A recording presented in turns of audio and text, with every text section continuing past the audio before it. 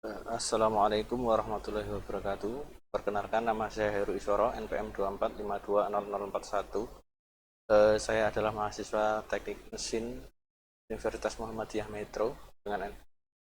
Pada kesempatan kali ini saya akan membuat video presentasi mata kuliah Teknologi Kendaraan. Mata kuliah ini diampu oleh Bapak Sulistri Handono, STM Engineer. Baiklah, langsung saja kita mulai. Yang pertama yaitu revolusi transportasi dari tenaga manusia ke mesin. Secara transportasi manusia dimulai dengan kebutuhan dasar untuk bergerak dan mengangkut barang. Pada awalnya tenaga manusia dan hewan menjadi tulang punggung mobilitas dengan alat sederhana seperti pedati, delman, dan kuda yang melayani berbagai keperluan. Oleh karena itu, para ilmuwan mulai dari abad ke-18 dan ke-19 itu secara drastis mengubah landscape transportasi kendaraan bermotor seperti mobil, kereta api, sepeda motor. Kemudian hal itu menjadikan sebuah babak baru dalam sejarah peradaban. Dari dampak inovasi ini sangat besar, yaitu mempercepat perjalanan dan distribusi yang tadinya jarak yang ditempuh itu bisa berhari-hari, dengan teknologi kendaraan ini bisa ditempuh dengan waktu beberapa jam saja. Dampak teknologi kendaraan terhadap kehidupan manusia. Yang pertama itu seperti yang saya sebutkan tadi, karena mempercepat jadi mengefisiensi sehari-hari. Teknologi kendaraan telah mempermudah aktivasi sehari-hari mulai dari perjalanan pribadi hingga logistik bisnis. Jadi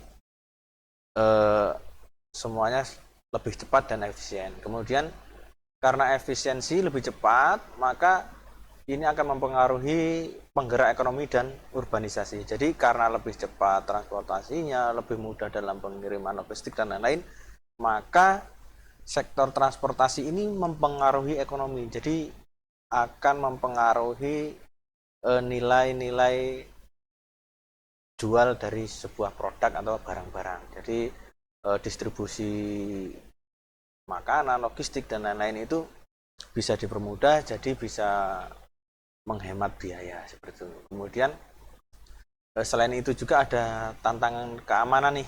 Jadi kemajuan ini juga membawa resiko. Jadi karena kalau jalan kaki kan ya resikonya hanya kesandung, karena tidak ada impuls momentum yang tinggi ketika terjadi tumpukan itu, ya cuma misalkan kesleo seperti itu. Tapi kalau pakai kendaraan ini, untuk keamanannya, ketika kecepatan tinggi kemudian ada terjadi kecelakaan, terjadi tumbukan, maka karena ada akselerasi ini lebih besar, jadi kecelakaan kendaraan itu meningkat, terutama dengan hadirnya kendaraan berkecepatan tinggi itu. Apalagi sekarang di Perancis dan Jepang itu ada kendaraan yang melaju dengan kecepatan yang sangat tinggi, yaitu 300 km per jam. Nah ini, maka semakin tinggi dari kecepatan kendaraan atau berjalannya ini, maka keamanannya harus dituntut lebih tinggi lagi atau lebih canggih. Nah, ini kita sekarang membahas masalah inovasi kendaraan listrik di Indonesia, peluang dan tantangannya. Indonesia tengah mengalami lonjakan minat terhadap kendaraan listrik. Pertumbuhan sektor ini sangat signifikan terlihat dari peningkatan motor listrik, sekitar 26.000 unit pada tahun 2022, menunjukkan adanya perubahan preferensi konsumen dan komitmen pemerintah. Pemerintah Indonesia memiliki target ambisius untuk tahun 2025, 400.000 mobil listrik dan 1,8 juta motor listrik beredar di jalanan. Untuk mendukung visi ini, infrastruktur pengisian kendaraan listrik umum terus diperluas dan didukung oleh PLN serta regulasi yang kuat seperti Perpres nomor 55 tahun 2019. Nah, ini juga sebagai peluang bisnis bagi industri lokal untuk berinovasi dan berkontribusi dalam ekosistem kendaraan listrik. Nah, kemudian karena ada perkembangan ini, maka ada stasiun pengisian kendaraan listrik umum di Indonesia. Nah, ini ada beberapa yang mendukung kendaraan masa depan ya, teknologi yang mendukung kendaraan masa depan. Yang pertama yaitu BMS atau sistem manajemen baterai. BMS esensial untuk mengoptimalkan efisiensi dan keamanan baterai lithium pada kendaraan listrik, mencegah overcharging dan memperpanjang umur pakai. Jadi dengan sistem BMS ini maka kendaraan listrik itu untuk chargingnya, kemudian tegangan dari baterai itu dikontrol. Jadi ketika dia beruntur ada pemberitahuan, kemudian ada tindakan dari BMS-nya. Kemudian ketika overcharging maka sama si BMS ini chargingnya diberhentikan gitu. Kemudian ada kendaraan otonom dan AI. Pengembangan kendaraan otonom dengan kecerdasan buatan AI ini menjanjikan masa depan transportasi yang lebih aman dan efisien melalui navigasi cerdas dan pengambilan keputusan real time. Jadi semakin cerdas semakin cepat gitu, jadi untuk kontrolnya. Kemudian ada integrasi Internet of Things dan telematika akan menciptakan kendaraan pintar yang terhubung mendukung transportasi berkelanjutan dengan data dan informasi real time. Jadi ya ini ada pada misalkan mobil-mobil canggih kayak Mercedes itu ada yang autopilot seperti itu. Kemudian ini peran industri otomotif Indonesia dalam transformasi global. Industri otomotif nasional merupakan pilar penting bagi perekonomian Indonesia, berkontribusi hingga 28% dari PDB manufaktur. Sektor ini tidak hanya memiliki kebutuhan domestik tetapi juga memiliki peran signifikan di kancah global. Sebagai contoh, Toyota Indonesia telah menjadi pemain kunci dalam ekspor mengirimkan kendaraan dan komponen ke lebih dari 80 negara. Ini menunjukkan kemampuan dan daya saing industri otomotif di Indonesia. Namun, industri ini menghadapi tantangan seperti peningkatan kandungan lokal, adaptasi terhadap teknologi hijau, dan persaingan global yang semakin ketat. Ini berkaitan dengan itu, maka menuju transportasi rendah karbon dan berkelanjutan. Kebijakan hijau di Indonesia itu, pemerintah Indonesia secara aktif mendukung transisi menuju kendaraan listrik dan pemanfaatan energi terbarukan melalui berbagai regulasi dan insentif. Kemudian target emisinya pengurangan emisi CO2 dari sektor transportasi menjadi prioritas nasional. Jalan dengan komitmen global untuk mengatasi perubahan iklim. Dan yang ketiga, ada riset dan pengembangan, kolaborasi antara pemerintah, industri, dan akademisi dalam riset dan perkembangan teknologi kendaraan ramah lingkungan terus digalakkan. Kesimpulannya, teknologi kendaraan sebagai kunci masa depan mobilitas, transformasi fundamental. Teknologi kendaraan telah mengubah cara hidup dan ekonomi dunia secara fundamental dari mobilitas pribadi hingga logistik global. Kemudian pulang masa depannya, inovasi kendaraan listrik dan digitalisasi membuka peluang besar untuk masa depan yang lebih bersih, efisien, dan berkelanjutan. Nah, di sini peran penting akademisi itu ya, peran aktif mahasiswa dan insinyur teknik mesin sangat penting dalam hal ini. Oke, itu untuk teknologi kendaraan mengubah dunia. Untuk selanjutnya, materi selanjutnya yaitu tentang kendaraan listrik. Nah, tadi kita sudah singgung sedikit masalah kendaraan listrik. Sekarang kita lebih fokus ya untuk kendaraan listrik menuju masa depan lebih cerah. Nah, kendaraan listrik menuju masa depan lebih cerah. Kendaraan listrik bukan lagi sekedar impian, melainkan solusi nyata untuk mengatasi tantangan dan lebih ini bukan cerah ya, ini cerdas ini harusnya. Cerdas. Nah, kendaraan listrik ini sudah bukan impian lagi ya, sekarang sudah banyak beredar kendaraan listrik di Indonesia, dan untuk tempat-tempat infrastruktur untuk pengecasan juga fast charging-nya sudah mulai ada ini. Apa sih keunggulan dari kendaraan listrik ini? Yang pertama itu transportasi ramah lingkungan, mengurangi emisi gas buang dan polusi udara. Kemudian efisiensi dan berkelanjutan, memanfaatkan energi secara otomatis dan mendukung keberlanjutan sumber daya. Karena secanggih-canggihnya motor bakar, mau yang diesel ataupun yang bensin, motor bakar konvensional ya, itu secanggih-canggihnya itu sekarang itu hanya bisa menggunakan 60% dari energi yang dipakai. Misalkan pertama kita pakai pertama, misalkan jumlah energinya 100 itu, yang bisa kita rubah menjadi energi gerak itu hanya sekitar 60% gitu. Jadi energi potensial dalam bahan bakarnya itu hanya bisa tersalurkan di kendaraan untuk jadi gerak roda itu sekitar 60%. Kemudian inovasi teknologi, jadi kendaraan listrik ini memungkinkan untuk pengembangan teknologi yang terus maju. Latar belakangnya, mengapa kendaraan listrik penting? Yang pertama, satu, dunia menghadapi tantangan besar terkait lingkungan dan energi. Sektor transportasi menjadi salah satu penyumbang utama masalah ini. Yang pertama, peningkatan polusi udara atau emisi dari kendaraan berbahan bakar fosil menyebabkan kualitas udara memburuk, berdampak pada kesehatan manusia dan lingkungan. Nah, ini jadi asap kendaraan dari motor bakar, baik diesel maupun bensin, itu menyebabkan polusi udara. Kemudian keterbatasan sumber energi minyak bumi, karena minyak bumi ini berasal dari fosil ya. Jadi selama ini yang masih dipakai, walaupun sekarang sudah mulai ada penelitian terkait masalah minyak ini diganti bahan bakar utamanya ada yang pakai hydro gitu ya, yang masih dikembangkan oleh Jepang tapi belum diproduksi massal. Nah itu selepas dari itu semuanya menggunakan fosil, kayak pertama bensin dan diesel itu semua menggunakan fosil. Jadi karena itu penguraiannya sangat lama, jadi lama-kelamaan akan habis. Itu akan mendatangkan krisis energi seperti itu. Makanya dibuatlah teknologi kendaraan listrik ini salah satu untuk mengupayakan itu. Karena menggunakan aki ini, kendaraan listrik kan menggunakan aki ya.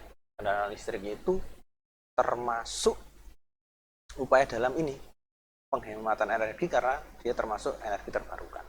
Kemudian kebutuhan transportasi ramah lingkungan. Nah ini ramah lingkungan desakan global untuk mengurangi jejak karbon dan mencapai pengembangan berkelanjutan.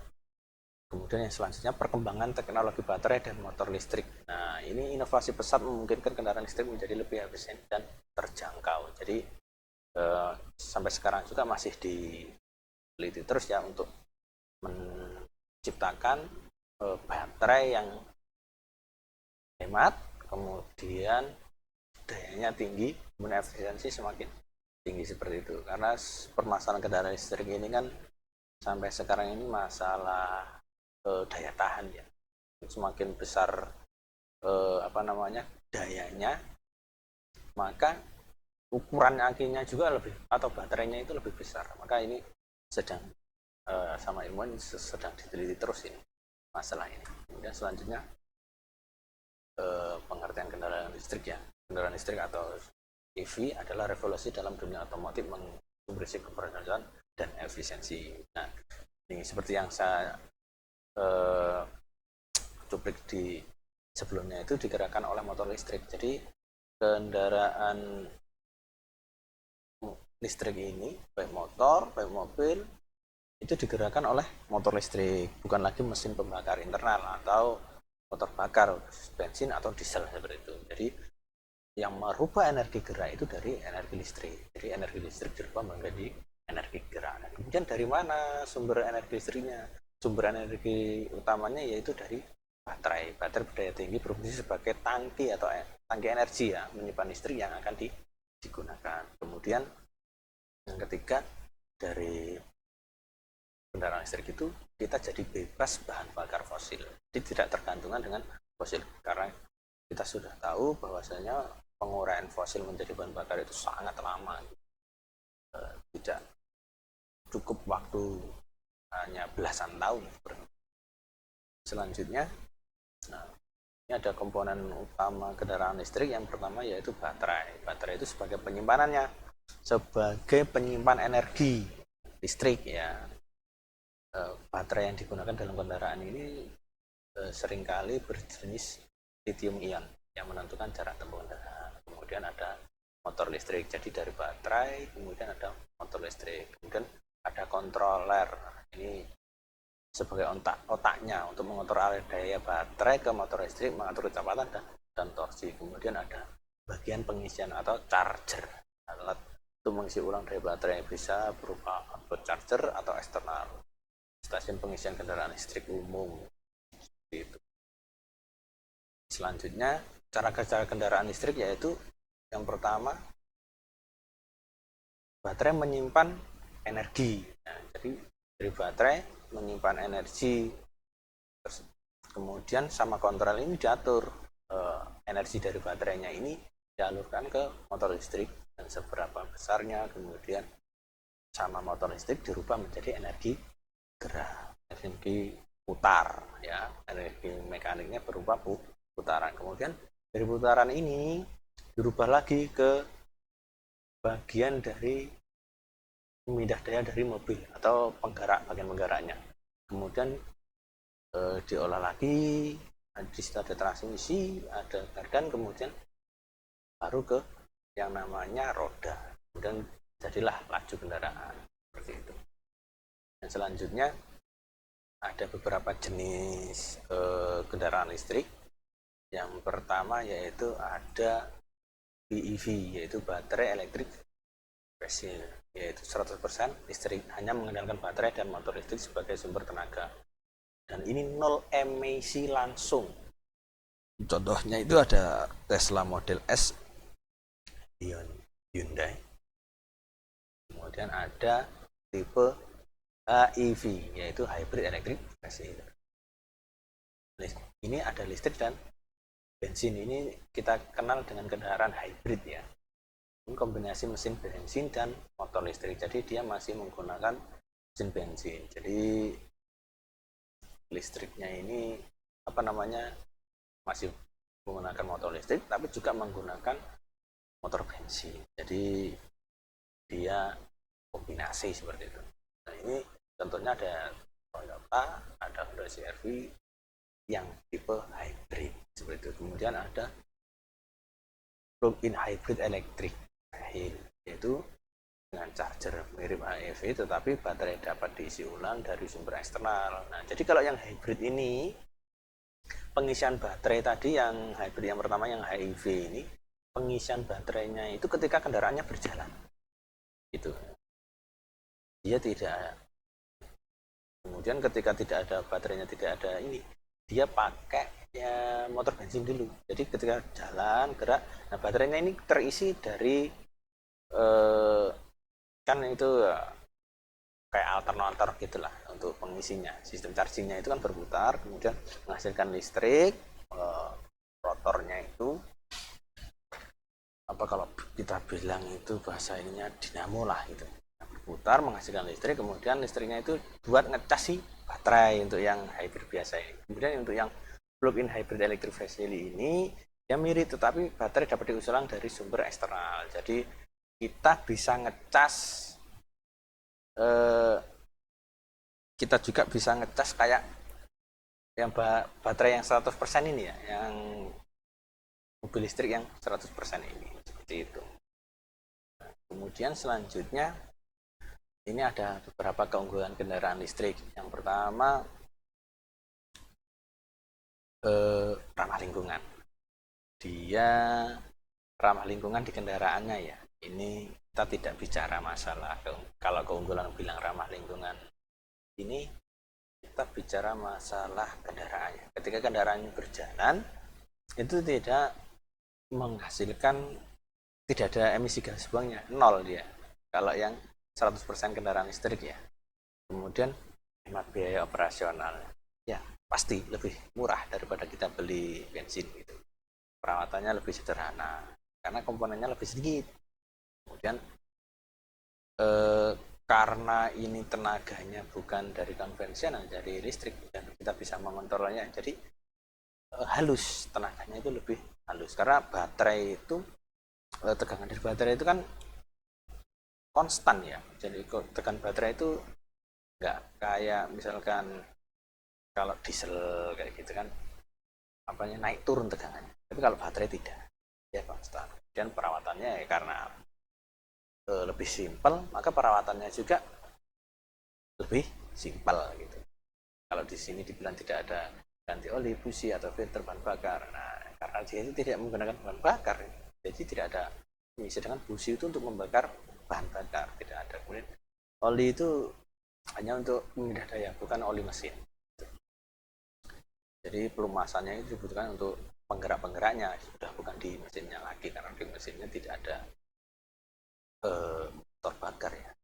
Kemudian kekurangannya yang pertama, meskipun banyak keunggulan, kendaraan listrik masih memiliki beberapa tantangan. Yang pertama, harga awal relatif lebih mahal ya.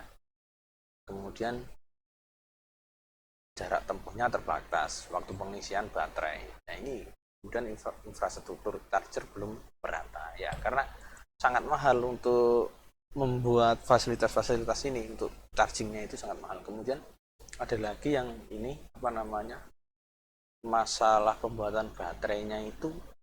Jadi untuk satu kendaraan itu, untuk kalau kita bisa bilang masalah ramah lingkungan, sebenarnya kendaraan listrik itu tidak ramah-ramah juga. Di pertama kali membuatnya itu apa namanya, membuat baterai itu kan butuh nikel dan lain-lain itu ya. Nah itu dalam tambangnya itu penggunaannya hanya 0,6%, jadi tidak ada 1%. Jadi misalkan tanah itu kita keruk 1 ton, itu menghasilkannya paling cuma 6 kg, seperti perbandingannya seperti itu, 6 kg dari 1 ton. Nah, sedangkan satu mobil itu membutuhkan sekitar 300-an kilo untuk satu mobil itu. Berarti ya, untuk membuat satu mobil itu kita mengeruk tanah ini menjadi berapa coba? 300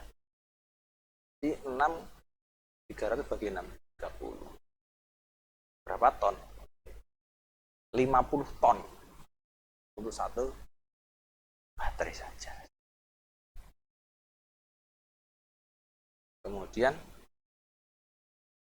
terakhir, perkembangan kendaraan listrik di Indonesia. Yang pertama, dukungan pemerintah sudah mulai puas bersubsidi dan pembebasan pajak untuk mendorong adopsi kendaraan listrik ini. Kemudian produksi lokal, banyak perusahaan mulai merakit motor dan mobil listrik di dalam negeri, menciptakan lapangan kerja dan menekan harga. Kemudian pembangunan SPKLU, jaringan stasiun pengisian kendaraan listrik umum, tersebarluas di berbagai kota besar dan jalur utama. Kemudian pendidikan dan riset, perguruan tinggi dan industri berkolaborasi dalam riset dan pengembangan teknologi EV yang lebih canggih. Nah, ini untuk materi untuk kendaraan listrik menuju masa depan lebih cerdas. Yang selanjutnya yaitu kita bicara mengenai perkembangan mobil. Jadi mobil di Indonesia mulai pada tahun 1894 ketika mobil pertama diimpor oleh Pakubuwono X dari Jerman. Pada masa itu mobil bukanlah alat transportasi biasa, melainkan simbol kemewahan dan status sosial yang hanya dapat dinikmati oleh kalangan elit dan pejabat kolonial. Nah, industri otomotif Indonesia mulai berkembang pada yang pertama itu 1927. Pabrik otomotif pertama di Tanjung Priok berdiri, menandai awal mula produksi kendaraan di tanah air, meskipun kemudian terhambat oleh gejolak Perang Dunia II. Kemudian pada tahun 1953, Astra muncul sebagai pionir industri otomotif nasional, membuka jalan bagi perkembangan lebih lanjut di sektor ini. Pada era ini, mobil-mobil Eropa mendominasi pasar. Kemudian pada tahun 1960-an, mobil-mobil Jepang melalui melirik pasar Indonesia, mempersiapkan era dominasi yang akan datang. Meskipun demikian, Astra berhasil mengambil peran penting dalam menggerakkan roda industri otomotif lokal. Nah, ini era mobil Jepang dan kebijakan pemerintah pada 1970-an sampai 1980-an. Pada tahun 1961, Toyota Land Cruiser hardtop membuka jalan bagi dominasi mobil Jepang. Pemerintah mengeluarkan kebijakan penghentian impor CPU untuk mendorong produksi lokal. Kemudian merek Jepang seperti Toyota, Honda, dan Mitsubishi mendominasi pasar berkat harga terjangkau dan kenyamanan. Pertumbuhan pabrik lokal pesat, produksi kendaraan meningkat signifikan. Periode ini menjadi titik balik bagi industri otomotif Indonesia dengan pemerintah berperan aktif dan mendukung pertumbuhan industri di dalam negeri. Selanjutnya, krisis ekonomi dan inovasi teknologi pada tahun 1990-an sampai sekarang. Krisis ekonomi Asia 1997 sampai 1998. Industri otomotif nasional mengalami pukulan telak mengakibatkan penurunan penjualan dan produksi yang signifikan. Kemudian transformasi teknologi, munculnya fokus pada efisiensi bahan bakar dan mengurangi emisi sebagai respon terhadap isu lingkungan dan kebutuhan pasar. Kemudian kendaraan ramah lingkungan, pengenalan awal kendaraan hibrid dan listrik menandai pergeseran menuju masa depan otomotif yang lebih jauh. Ini revolusi kendaraan listrik dan hibrid di Indonesia. Pemerintah Indonesia mengambil langkah strategis dengan menerbitkan Perpres nomor 55 tahun 2019 yang kemudian direvisi pada tahun 2023 untuk mempercepat pengembangan kendaraan listrik berbasis baterai. Merek global seperti Toyota, Honda, dan Nissan gencar meluncurkan model hibrid dan listrik.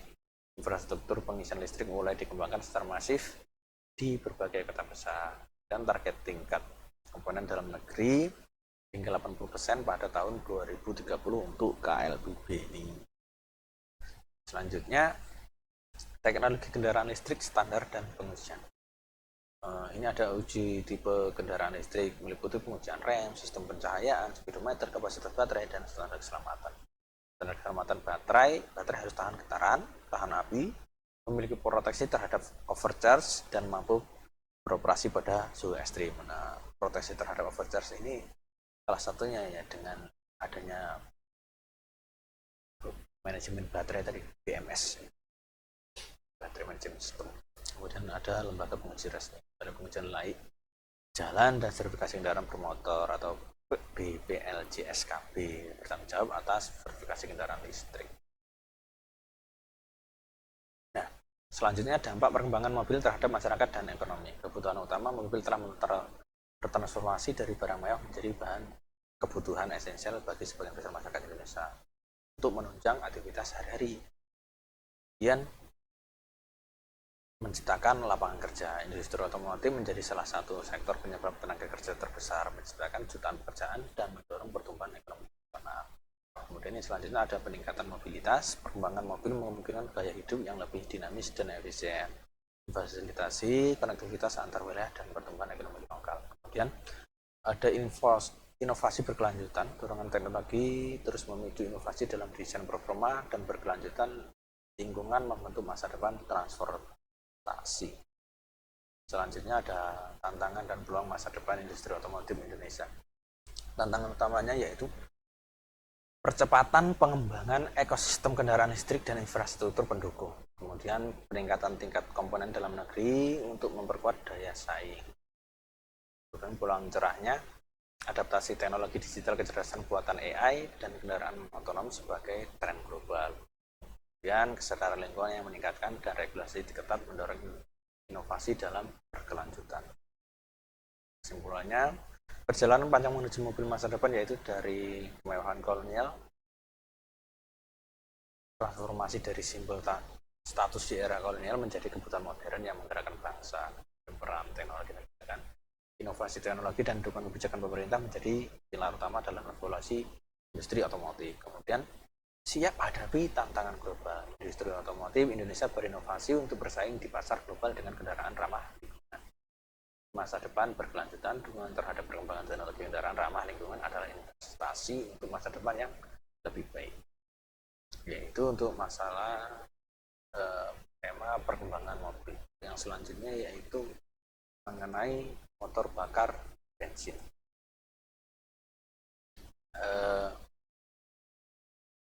Motor bakar bensin, inovasi dalam teknologi kendaraan ya. Ini motor bakar.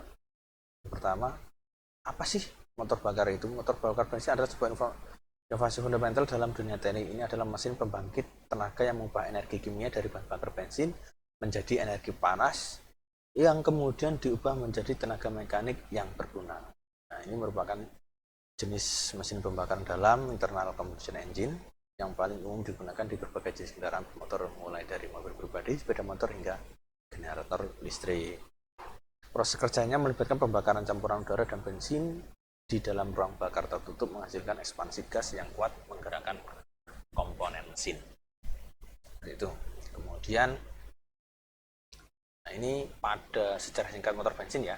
Pada tahun 1876 ada Nicholas Otto itu ilmuwan Jerman berhasil mengembangkan mesin 4 tak pertama yang praktis yang dikenal sebagai siklus Otto. Penemuannya ini menjadi dasar bagi semua mesin bensin modern.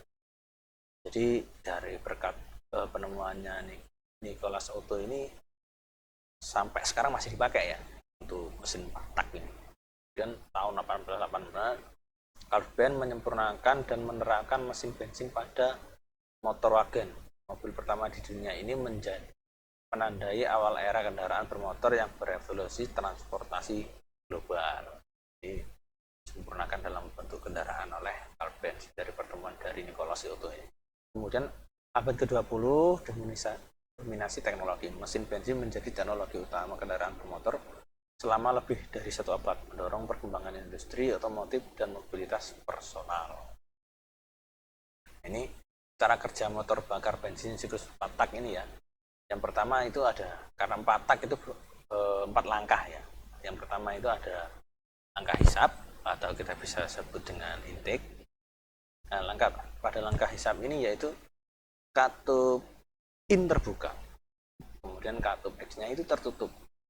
Nah, kemudian piston itu bergerak dari titik mati bawah ke titik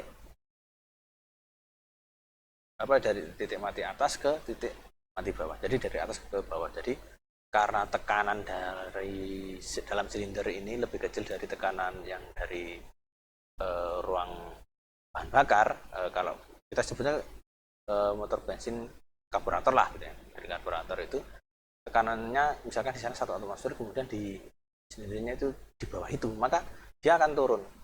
Jadi campuran bahan bakar dan udara ini tersedot secara otomatis oleh gerak turunnya piston gitu ya. Kemudian setelah turun, yang kedua ada langkah kompresi. Jadi dia turun pistonnya sampai titik mati bawah. Kemudian dia naik lagi titik mati menuju titik mati atas. Nah, pada saat naik ini kan ada katup in X-nya itu tertutup semua. Jadi karena dia tertutup, maka ruang silindernya itu semakin kecil kan, karena pistonnya naik, ruang bakarnya semakin kecil, kemudian dia kalau udara itu diberi tekanan, semakin volumenya semakin kecil, maka tekanannya naik. Kemudian ketika tekanannya naik, maka suhunya juga naik. Nah, disinilah terjadilah sebuah kompresi. Jadi tekanannya yang tinggi. Jadi dimampatkan campuran udara dan bahan bakar. Jadi seperti itu. Kemudian langkah pembakaran. Jadi sesaat sebelum titik mati atas itu, jadi ada sistem pembakaran. Kalau di bensin itu busi membersihkan bunga api listrik. Kemudian membakarlah campuran udara dan bahan bakar ini. Nah, kemudian dari itu terjadilah karena sudah panas, bertekanan, kemudian dibakar. Dar, gitu. Jadi ada lonjakan panas, maka dia akan mendorong piston untuk turun lagi. Nah, itulah yang dinamakan langkah usaha. Kemudian dia turun seperti itu. Ketika langkah usaha itu dia turun dari hasil pembakaran tadi. Kemudian setelah itu ada langkah yang keempat, yaitu langkah buang. Di sini katupnya itu semuanya katup X-nya terbuka, kemudian katup I-nya tertutup. Kemudian karena pistonnya naik, ruang bakarnya semakin menyempit, tekanannya tinggi, jadi dia keluar melalui lubang exhaust itu. Sisa-sisa dari pembakaran itu. Seperti itu. Nah, komponen utama motor bensin yaitu ada, yang pertama ada blok silinder. Blok silinder itu ya sistem utama yang menopang semua komponen internal mesin. Kemudian ada kepala silinder ini penutupnya ya. Kemudian ada piston dan batang piston. Nah, ini fungsinya untuk membesarkan dan mengecilkan ruang silinder ini. Jadi ketika dia turun, silindernya kan jadi besar, ruang silindernya. Kemudian ketika naik maka ruang silindernya atau ruang bakarnya itu menjadi mengecil. Jadi seperti itu. Kemudian ada poros angle ini yang menggerakkan batang piston, kemudian pistonnya. Jadi kemudian ada sistem katup ini untuk mengatur aliran udara bensin dan udara kapan masuk dan kapan keluar. Kemudian ada sistem pengapian. Nah, sistem pengapian ini ujungnya di busi. Jadi fungsinya untuk membersihkan mengapi sesaat sebelum terjadi untuk pembakaran bahan bakar sesaat sebelum TMA di atas. Kemudian ada sistem bahan bakar, menjadikan campuran udara dan bensin ke ruang bakar. Ini bisa bisa berupa karburator atau injeksi seperti itu. Kemudian yang selanjutnya, nah ini ada perbedaan karburator dan injeksi. Ya, ini karburator itu sistem mekanis tradisional. Nah ini kalau injeksi itu sudah menggunakan sistem elektrik modern. Kemudian pencampuran bahan bakar dan udara secara manual menggunakan venturi. Jadi tarik itu kan ya. Nah ini kemudian menggunakan kalau yang injeksi itu menggunakan sensor dan ECU untuk menyemprotkan bahan bakar secara presisi. Jadi kalau karburator itu disedot, tapi kalau injeksi itu dia disemprotkan seperti itu. Kemudian kurang efisiensi dalam penggunaan bahan bakar. Nah untuk injeksi itu lebih hemat dan lebih ramah lingkungan. Kemudian penyusian manual diperlukan secara berkala, peralatan lebih praktis dan kinerja optimal. Nah ini semuanya sudah pakai kontrol ya kalau injeksi.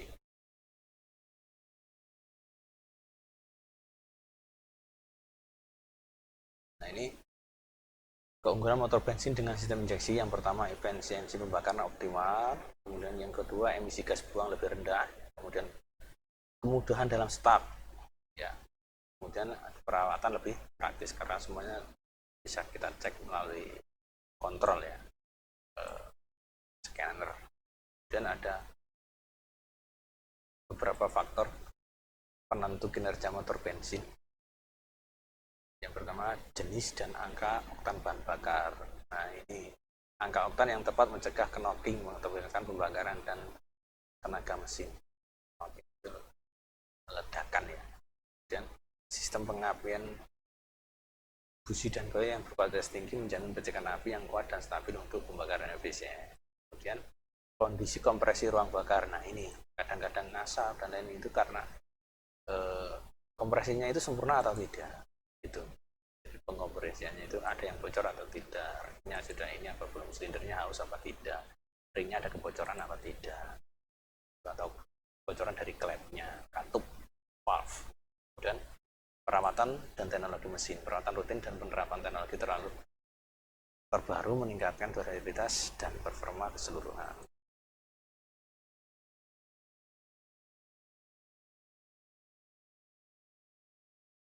Nah ini transformasi teknologi motor bensin. Yang pertama dari karburator, kemudian ada injeksi elektronik, kemudian sekarang ditambahkan dengan sensor-sensor cerdas untuk sensor suhu, tekanan, oksigen, dan throttle untuk efisiensi maksimal.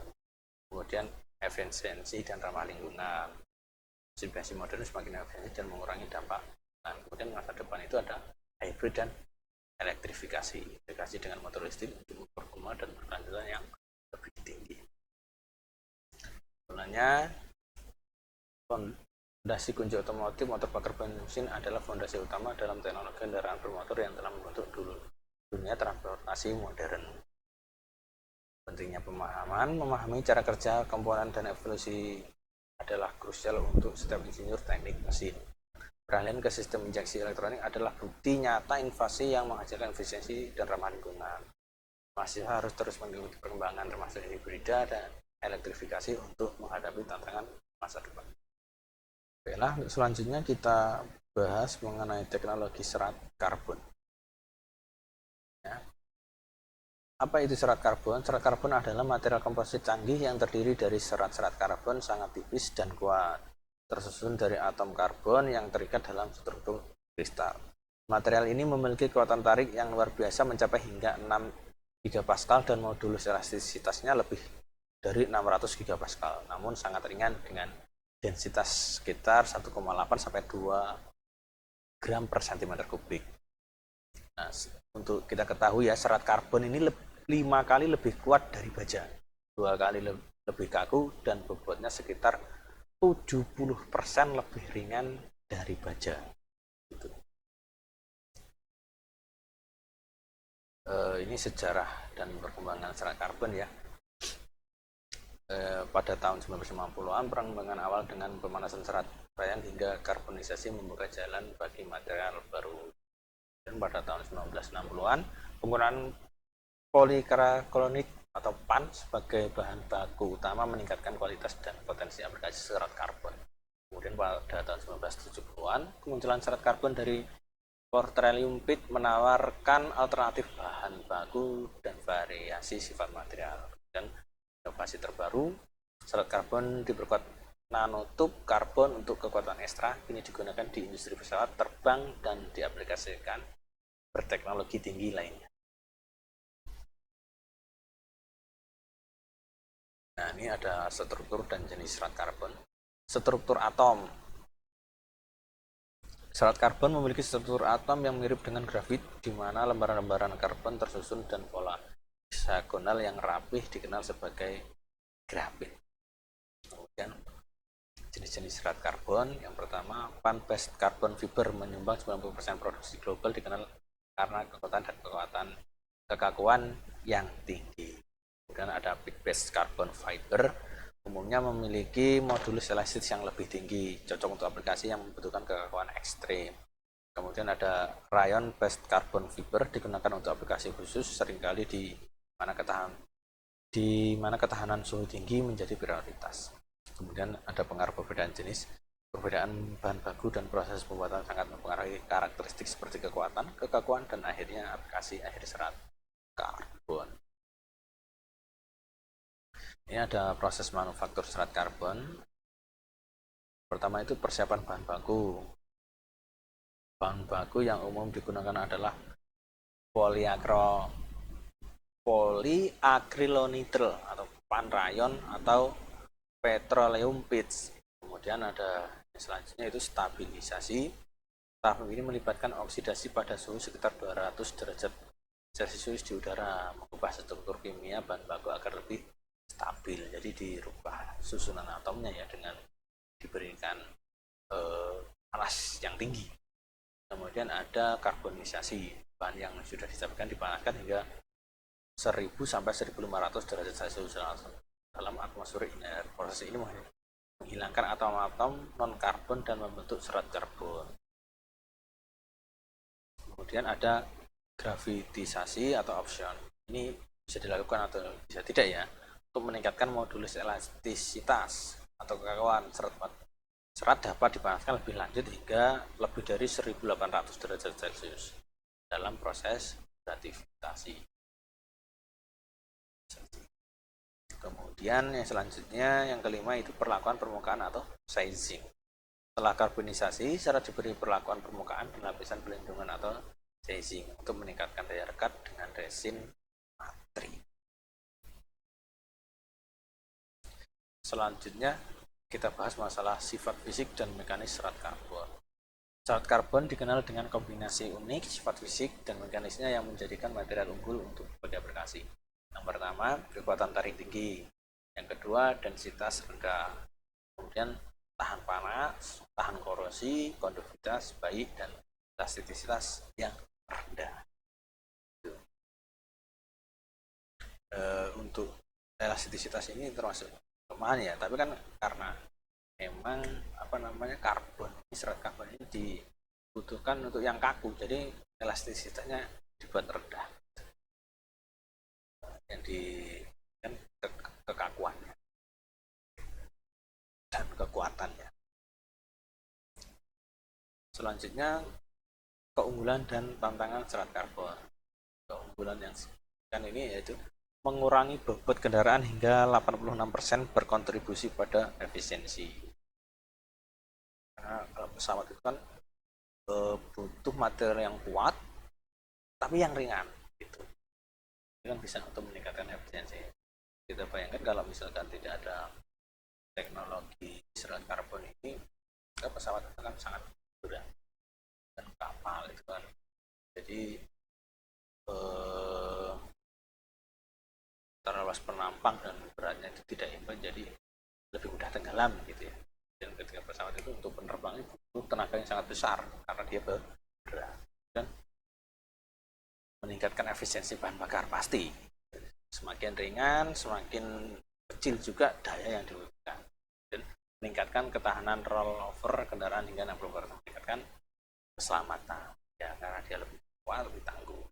Kemudian tantangan yang perlu diatasi yaitu biaya produksi tinggi dengan bahan baku PAN menyumbang sekitar 50% dari total biaya. Nah, dari bahan baku saja sudah sangat tinggi, mahal. Kemudian proses manufaktur yang kompleks dan memerlukan kontrol kualitas yang sangat ketat. Seperti itu, semakin tinggi teknologi maka semakin butuh ekstra perhatian, kebutuhan pengembangan bahan alternatif seperti lignin dan limbah pertanian untuk menekan biaya dan keberlanjutan. Nah, selanjutnya ini aplikasi serat karbon di teknologi kendaraan. Nah, itu digunakan di apa saja sih? Yang pertama, digunakan pada mobil balap dan mewah. Digunakan untuk bodi, spoiler, bumper, dan komponen struktur untuk performa dan estetika. Kemudian digunakan pada industri pesawat terbang, kemudian pada sepeda dan alat olahraga, kemudian untuk peningkatan performa, efisiensi, dan emisi. Selanjutnya, penggunaan serat karbon pada kendaraan. Struktur komposit sandwich menggunakan komposit sandwich serat karbon dengan inti sarang lebah aluminium telah terbukti mengurangi bobot hingga 36% dan meningkatkan kekuatan serta penyerapan energi hingga 60%. Integrasi serat karbon daur ulang mengintegrasikan serat karbon dan daur ulang dalam struktur hibrida logam polimer berhasil mengurangi bobot kendaraan hingga 48%, sekaligus meningkatkan performa dan struktural dan efisiensi bahan bakar.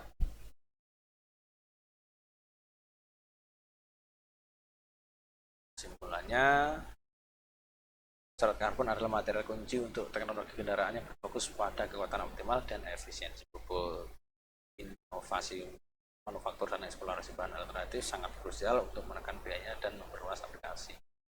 Dengan pengembangan berkelanjutan, serat karbon akan semakin banyak digunakan di kendaraan komersil dan industri otomotif secara luas. Itu untuk teknologi serat karbon. Selanjutnya kita bahas mengenal kaki-kaki mobil. Apa itu kaki-kaki mobil? Yaitu sistem vital yang menghubungkan rangka kendaraan dengan roda menjadi fondasi utama mobilitas. Bertugas menopang seluruh beban mobil, mendistribusikannya secara merata dan meredam guncangan dari permukaan jalan yang tidak rata. Kemudian yang selanjutnya itu memainkan peran krusial dalam menjaga stabilitas kendaraan, memberikan kenyamanan berkendara, serta memastikan keselamatan pengemudi dan penumpang. Komponen utama dari kaki-kaki mobil itu yang pertama adalah sistem suspensi. Biasanya terdiri dari per, shock absorber, dan dengan ayun meredam guncangan. Kemudian ada roda dan ban, penopang berat utama kendaraan, dan penyedia traksi untuk pergerakan yang aman. Kemudian yang selanjutnya ada sistem kemudi, meliputi rek setir, rod, dan ball joint, memungkinkan mobil berbelok dengan presisi. Yang selanjutnya ada sistem pengereman. Komponen ini terdiri dari cakram, tromol, kampas rem, dan master silinder bekerjasama untuk menghentikan laju kendaraan. Pertama, kita bahas dulu fungsi sistem suspensi dan shock absorber. Sistem suspensi dirancang untuk meredam getaran dan kejutan yang ditimbulkan oleh kondisi jalan yang tidak rata. Ini adalah kunci utama untuk kenyamanan berkendara. Kemudian per atau pegas menyerap energi kinetik dari benturan, sedangkan shock absorber bertugas untuk mengontrol ayunan per agar tidak terjadi isolasi berlebihan.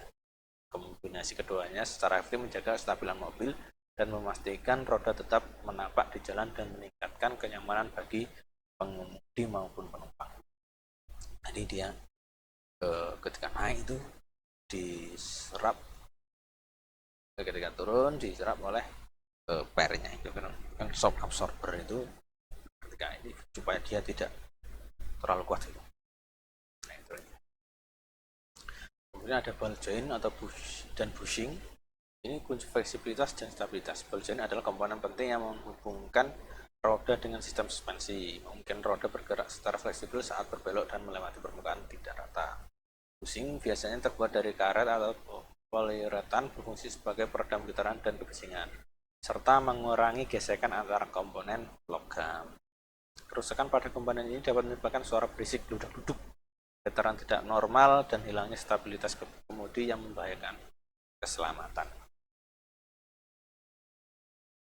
Ini perawatan dan umur pakai kaki-kaki mobil. Jadwal penggantian komponen seperti ball joint, T-rod, spoiler, dan bushing umumnya perlu diganti setiap 100.000 km atau 5 tahun tergantung kondisi penggunaan. Dan dampak gaya mengemudi yang agresif atau sering melewati jalan berlubang dapat secara signifikan memperpendek umur pakai komponen kaki-kaki. Pentingnya spurring and balancing. Spurring atau penyelarasan roda dan balancing atau penyimbangan roda sangat penting untuk menjaga presisi kemudi dan kenyamanan berkendara. Yang selanjutnya, teknologi diagnosa modern atau Kyoto Shaking Machine. Kyoto Shaking Machine adalah mesin canggih pertama di Indonesia yang dirancang untuk mengecekkan kaki-kaki mobil secara cepat dan akurat tanpa perlu test drive. Alat ini mengguncang keempat titik kaki mobil secara impulsif, mampu mendeteksi bunyi abnormal atau keausan yang tidak terlihat, membantu mempercepat diagnosa masalah seperti getaran setir dan ban aus tidak merata atau gejala limbung saat berbelok dengan presisi tinggi. Yang selanjutnya, pemanfaatan penggunaan Kyoto Shaking Machine. Deteksi dini kerusakan, mampu mendeteksi masalah kaki-kaki sejak awal, menghindari kerusakan yang lebih parah dan biaya perbaikan yang mahal kemudian hari. Dan peningkatan keamanan, memastikan kondisi kaki-kaki selalu optimal sehingga meningkatkan keamanan berkendara dan kepercayaan diri pengemudi. Kemudian yang ketiga yaitu efisiensi waktu, proses pengecekan yang cepat hingga hanya 15-20 menit menjadikan solusi yang efisien dan praktis baik bagi bengkel maupun pemilik mobil. Dampak kaki-kaki mobil terhadap keselamatan dan kenyamanan. Yang pertama itu stabilitas kendaraan. Kaki-kaki yang prima menjamin mobil tetap stabil pada kecepatan tinggi dan saat melakukan manuver mendadak sangat penting untuk kontrol kendaraan. Penggunaan resiko kecelakaan. Meminimalkan resiko kecelakaan yang diakibatkan oleh kegagalan komponen kaki-kaki seperti pecah ban atau hilangnya kendali. Yang ketiga, menyediakan perjalanan yang mulus dan nyaman, mengurangi kelelahan pengemudi serta penumpang terutama pada perjalanan jauh. Kesimpulan dan pesan penting yaitu yang pertama, kaki mobil bukan hanya sekedar kumpulan komponen, ia adalah sistem krusial yang menopang seluruh performa kenyamanan dan keselamatan berkendara. Pemahaman mendalam tentang fungsi dan cara kerjanya sangatlah vital. Pentingnya perawatan rutin dan pemanfaatan teknologi diagnosa modern tidak bisa ditawar lagi untuk menjaga performa optimal dan menghindari risiko yang tidak diinginkan. Baiklah, ini untuk materi mengenai kaki-kaki mobil. Yang selanjutnya yaitu tentang teknologi sensor pada kendaraan. Apa itu teknologi sensor pada kendaraan? Yaitu yang pertama itu sebagai deteksi dan pengukuran. Sensor mendeteksi dan mengukur parameter fisik seperti suhu, tekanan, kecepatan, dan posisi kendaraan. Kemudian yang selanjutnya, dia sebagai sinyal digital. Data fisik diubah menjadi sinyal digital yang diproses sistem kendaraan untuk performa keselamatan dan kenyamanan optimal. Yang selanjutnya, dia berperan vital. Sensor ini semakin vital dalam kendaraan modern, didukung integrasi AI dan IoT untuk fungsional cerdas. Dan ragam sensor penting pada kendaraan modern. Yang pertama itu ada sensor oksigen, mengukur kadar oksigen gas buang untuk optimasi pembakaran dan emisi gas buang yang lebih bersih. Dan sensor kecepatan roda, memantau putaran roda untuk mendukung sistem ABS saat pengereman. Kemudian ada throttle position sensor, mengukur posisi pedal gas untuk mengatur campuran udara dan bahan bakar mempengaruhi respon mesin.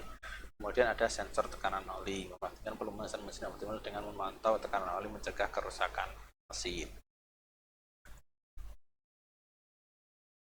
Yang selanjutnya yaitu sensor suhu dan tekanan bahan sebagai keselamatan dan performa. Sensor suhu mesin memantau suhu cairan pendingin untuk mencegah overheat dan mengoptimalkan kinerja mesin, mencegah efisiensi. Sensor tekanan ban memberikan peringatan dini, tekanan terendah, mencegah kecelakaan dan meningkatkan efisiensi bahan bakar serta umur ban.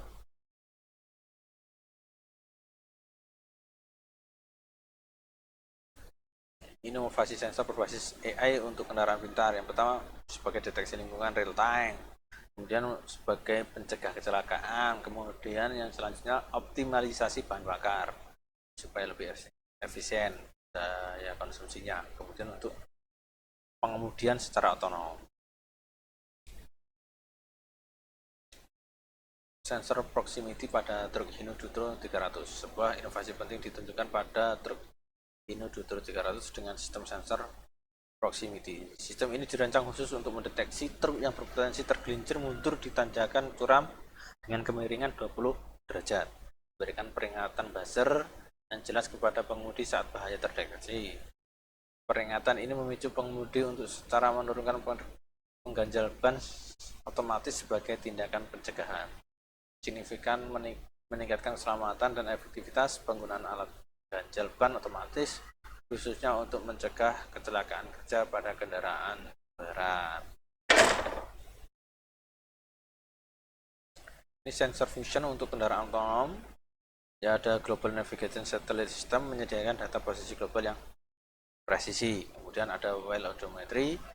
Wheel odometry yaitu mengukur jarak dan arah pergerakan kendaraan berdasarkan putaran roda. Kemudian inertia measurement unit atau IMU memberikan data akselerasi dan orientasi kendaraan. Integrasi data ini dilakukan menggunakan algoritma canggih seperti Extend-Kalman filter. Hasilnya adalah meningkatkan akurasi posisi kendaraan secara real time di peta global secara signifikan. Yang selanjutnya, memperkuat sistem navigasi dan pengambilan keputusan kendaraan otonom untuk respon yang lebih cepat dan tepat.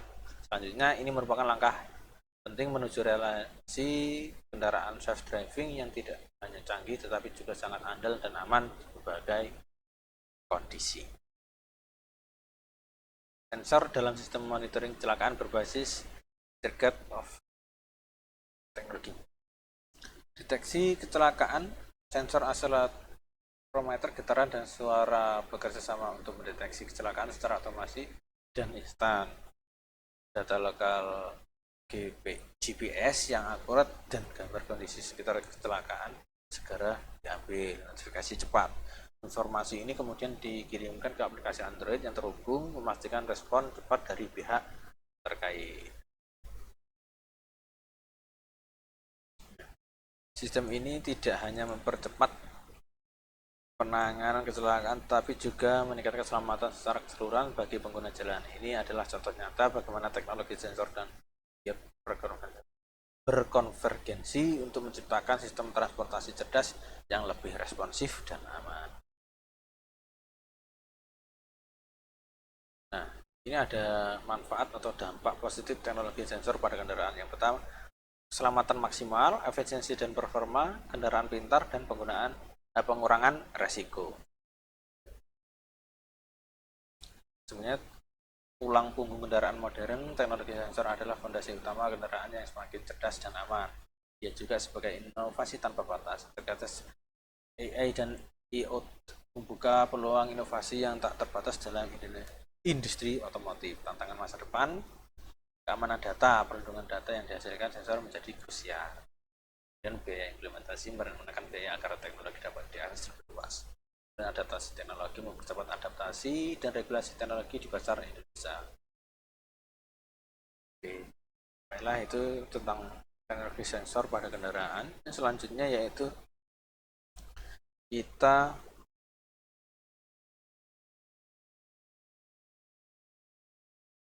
bahas tentang manufaktur. Ini apa sih manufaktur? Yaitu dia berupa transformasi dan nilai tambah, proses mengubah bahan mentah menjadi produk jadi yang memiliki nilai lebih tinggi. lebih tinggi. Dan kunci produksi kendaraan menentukan efisiensi, kualitas, dan biaya akhir suatu produk kendaraan. Dan teknik dan teknologi modern melibatkan beragam metode dan teknologi canggih untuk mencapai hasil yang optimal. Jenis-jenis proses manufaktur utama yang pertama yaitu pembentukan atau kita sebut dengan forming, meliputi pengepresan, penarikan logam, dan ekstrusi untuk membentuk material tanpa menggunakan material. Selanjutnya ada proses cutting atau pemotongan. Proses seperti ini penggilingan, pembuatan, dan pemotongan presisi untuk menghilangkan material berlebih. Selanjutnya ada casting atau pengecoran, membuat komponen dengan menuang logam atau plastik cair dalam cetakan. Selanjutnya ada penyambungan dan pengelasan, teknik seperti welding, soldering, dan pengangkatan komponen untuk menyatukan bagian-bagian. Dan ada pengolahan permukaan dan thermal, itu meletakkan pelapisan, pengecatan, dan heat treatment untuk meningkatkan sifat material dan estetika. Nah, ini ada proses manufacturing di industri otomotif. Siklus produksi komprehensif dimulai dari perencanaan awal, desain yang teliti, hingga produksi massal yang berskala besar. Contoh proses kritis yaitu stamping bodi mobil untuk bentuk aerodinamis, welding rangka untuk kekuatan struktural, pengecatan pelapis untuk melindungi dan estetika. Penggunaan mesin CNC dan teknologi otomasi memastikan presisi tinggi dan konsistensi sistem manufaktur terintegritas, mengoptimalkan efisiensi dan kontrol kualitas di setiap tahap. Ini studi kasus pabrik komponen kendaraan. Stamping body membentuk plat baja menjadi panel body yang kompleks dan tangki bahan bakar yang presisi. Kemudian welding rangka, berbagai teknik pengelasan seperti MIG, TIG, dan laser welding digunakan untuk sambungan yang sangat kuat dan tahan lama. Kemudian ada CNC machining, pemotongan dan pembentukan komponen mesin dengan akurasi tinggi menggunakan kontrol komputer. Dan ada inovasi terbaru, hybrid welding dan laser welding terus dikembangkan untuk kualitas sambungan yang optimal dan efisiensi produksi yang lebih tinggi. Proses produksi sepeda motor contoh nyata yaitu pembuatan frame, proses di casting untuk presisi dan welding untuk kekuatan membentuk kerangka utama motor. Kemudian pabrik mesin dibuat dari besi lebur yang dibentuk dan dirakit dengan presisi tinggi untuk performa optimal. Bodi motor terbuat dari plastik melalui injection molding diikuti dengan proses pengecatan yang cermat. Dan ada yang terakhir yaitu assembling dan pengujian. Tahap akhir meliputi perakitan komponen dan pengujian kelayakan ekstensi sebelum distribusi ke konsumen. Nah, selanjutnya tantangan dalam proses manufaktur yang pertama masalah kualitas dan konsistensi. Jaga standar kualitas dan konsistensi produk dalam produksi massal adalah tantangan utama. Yang selanjutnya efisiensi dan lingkungan, mencapai efisiensi energi dan mengurangi limbah produksi untuk kelanjutan. Yang selanjutnya integrasi teknologi, mengintegrasikan teknologi baru tanpa mengganggu alur produksi yang sedang berjalan. Yang selanjutnya rantai pasokan dan pemeliharaan, manajemen rantai pasokan yang kompleks dan perawatan alat produksi yang tepat. Nah, ini ada sistem manufaktur otomotif modern. Yang pertama software terintegritas, kemudian ada peningkatan efisiensi, kemudian ada jaminan kualitas dan adaptasi dan inovasi. Selanjutnya proses pembuatan mobil dari lempengan besi ke produk jadi. Yang pertama itu riset dan desain produk dulu. Krusial yang bisa memakan waktu 3-4 tahun untuk melibatkan inovasi dan konsep. Selanjutnya tahapan produksi utama menggunakan panel body, pengelasan, pengecatan, dan assembling. Dan ada yang selanjutnya inspeksi dan pengujian ketangguhan dan uji jalan ketat untuk memastikan kualitas keamanan peluncuran pasar. Dan contoh nyata dapat dilihat dari distribusi dan adaptasi mobil Mitsubishi dan Daihatsu di kesimpulan dan pesan penting, inovasi adalah kunci kualitas dan jaminan efisiensi adalah tujuan. Dan produksi proses manufaktur ada elemen inti yang kompleks dalam produksi kendaraan modern dan juga sebagai peningkatan daya saing. Teknik manufaktur esensial untuk kualitas dan daya saing global dan efisiensi berkelanjutan. Inovasi dan sistem manufaktur modern adalah kunci efisiensi dan berkelanjutan industri. Selanjutnya, dia sebagai masa depan industri, mendalam bagi mahasiswa teknik mesin untuk membentuk masa depan otomotif. Nah, itu untuk masalah manufaktur dalam teknologi kendaraan.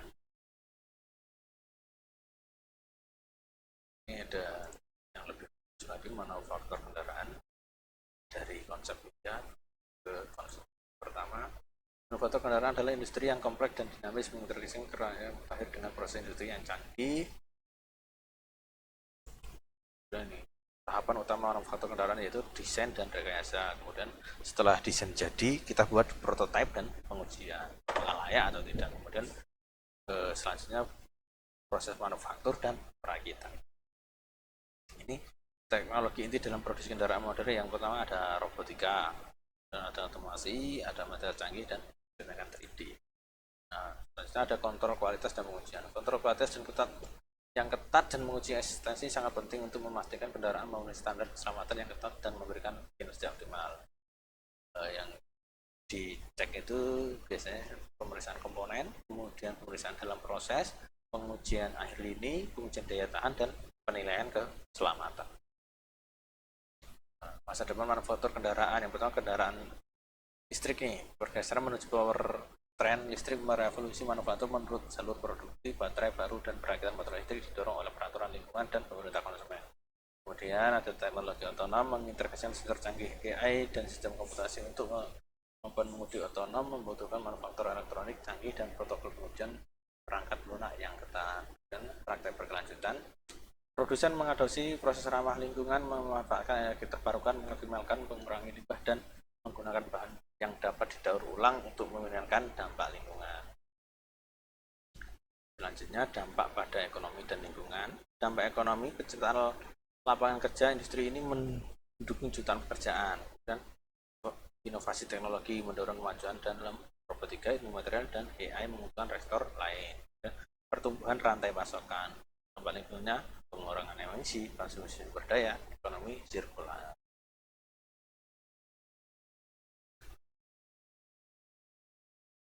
Ya, manufaktur ada kendaraan bukti keseriusan manusia berkembang untuk memenuhi kebutuhan dunia yang terus berubah dari presisi perakitan robotika hingga janji kendaraan listrik berkelanjutan. Industri ini berada di garis depan kemajuan teknologi. Harap ikhtisar ini telah memberikan wawasan terhadap tentang kompleksitas dan arah masa depan produksi kendaraan secara dengan kurikulum komprehensif teknologi kendaraan di Universitas Muhammadiyah. Terima kasih atas perhatian. Saya sekarang terbuka untuk pertanyaan apapun. Oke, baiklah, untuk video kali ini cukup sampai di sini saja. Kurang lebihnya saya mohon maaf. Saya Heri. Wassalamualaikum warahmatullahi wabarakatuh. Terima kasih.